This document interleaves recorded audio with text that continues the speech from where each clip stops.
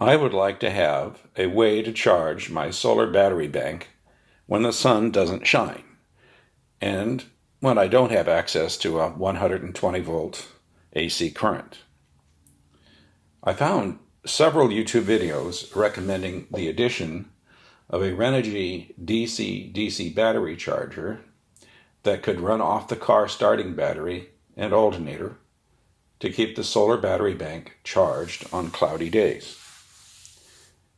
Renogy offers a DC-DC battery charger for only $129 that supports both AGM and lithium batteries. It takes only 20 amps from the starting battery alternator system, and it does sound affordable at $129.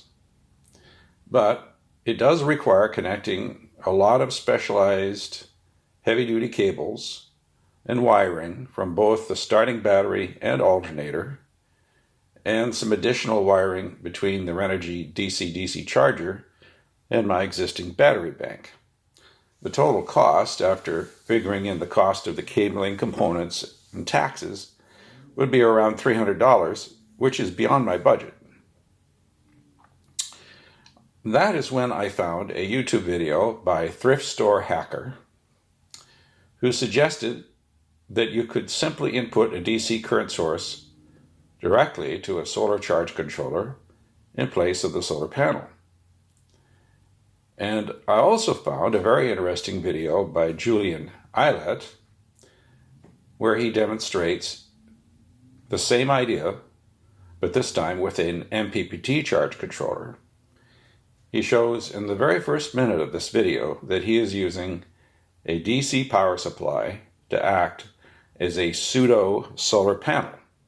Now that sounded very interesting to me, so I went looking for a DC to DC converter that could convert the 12 volt DC outlet in my van to around 20 volts DC, and then supply that to the solar panel, or rather to the MPPT controller as if it were a solar panel.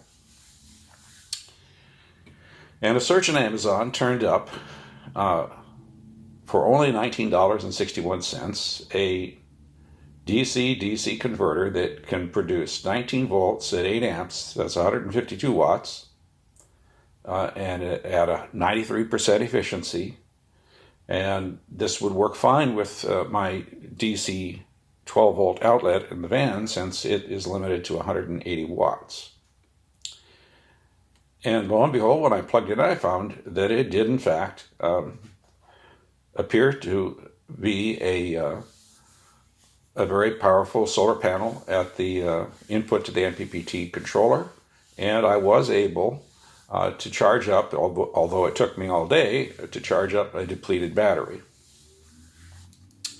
However, I found in subsequent tests that every now and then the fuse to my 12 volt DC outlet would blow, which would indicate that the DC-DC converter was drawing a lot more than 180 watts.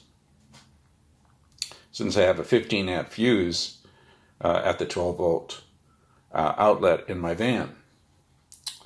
And after investigating this, I discovered that what was happening is that the MPPT controller, for whatever reason, was short-circuiting the input at the solar panel input. And I understand this probably is being done because that's how you can determine what the maximum current is on a solar panel, is by reading the short circuit current. I decided to add a PTC to the 12 volt side of the converter. To determine what PTC to order, I considered the following. The maximum power that can be taken from the 12 volt DC outlet is 180 watts, or 15 amps at 12 volts. Since the DC-DC converter has a peak output of 152 watts and 93% efficiency, that means on input, it should be about 164 watts being consumed.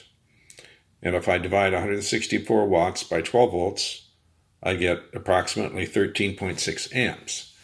So that means that this thermal resistor that acts as a fuse, this PTC that I want to purchase, has to have a trip zone between 13.6 and 15 amps, and preferably as close to 13.6 as possible, because if I have it right at 15 amps, it's possible that the 15 amp fuse will blow before the resistor builds up enough resistance to prevent the fuse from blowing.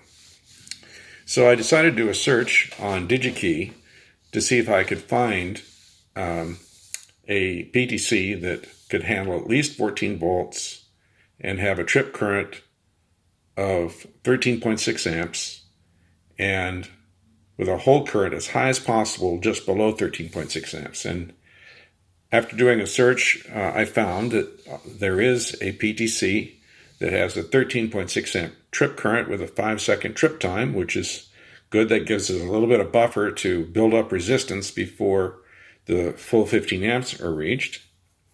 It can handle a maximum of 16 volts, and it has an 8 amp hold current. And that's really good because that means it's guaranteed to always have at least 8 amps of current before a trip can occur.